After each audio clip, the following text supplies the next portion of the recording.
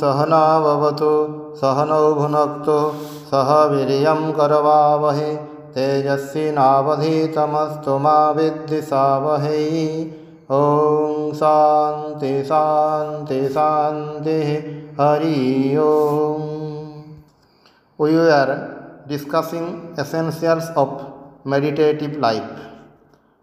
Now the next point is coming posture, that is asana.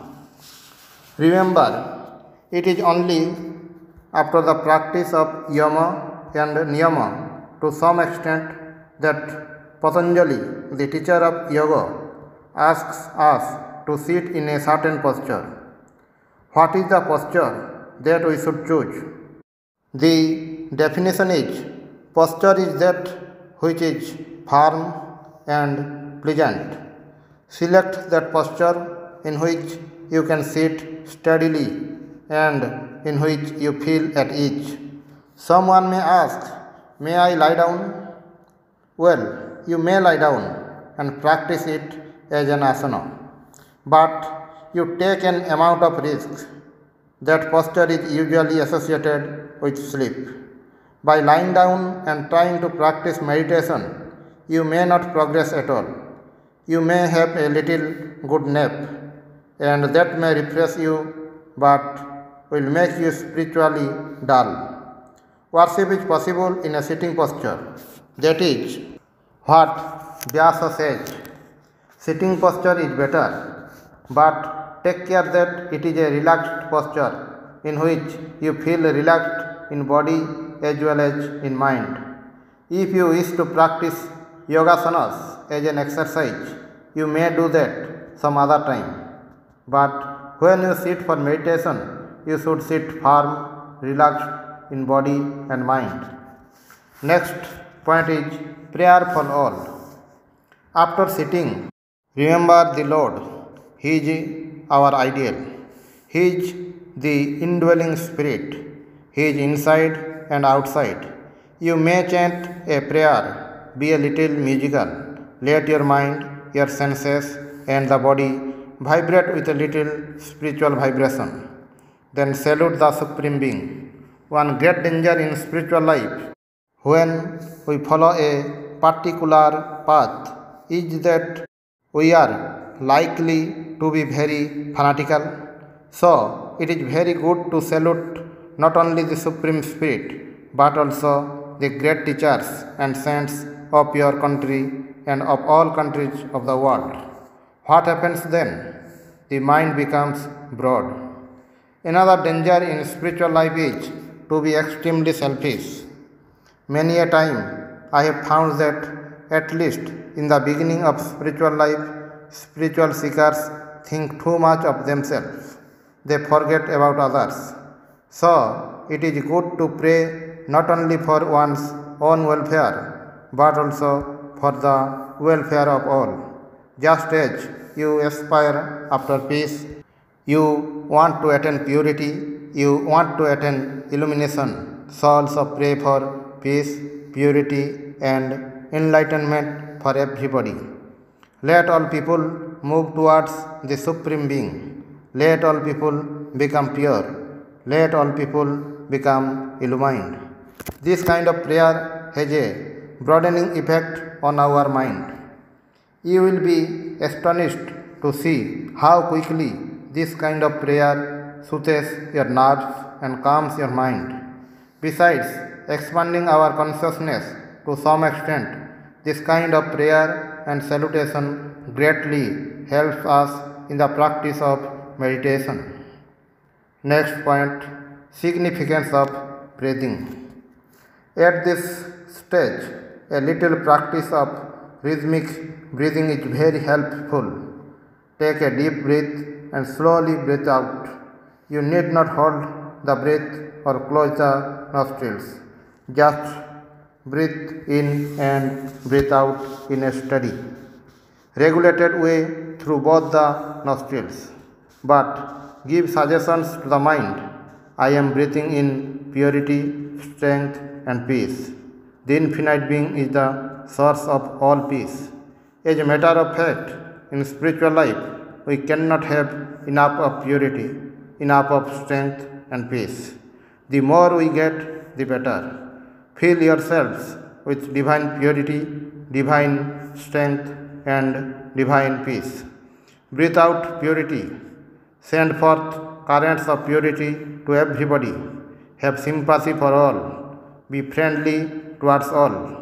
You will be surprised to find how easy it will be for you to rise to higher planes of consciousness if you have succeeded in culturing this mood, because when we are in this mood, it is easy to detach our senses from their objects. Now, next point, spiritualize desires. The senses want to come into touch with the outer world. Control the senses. Give the senses an inward turn as the Upanishadic seers did. Spiritualize the activities of the senses.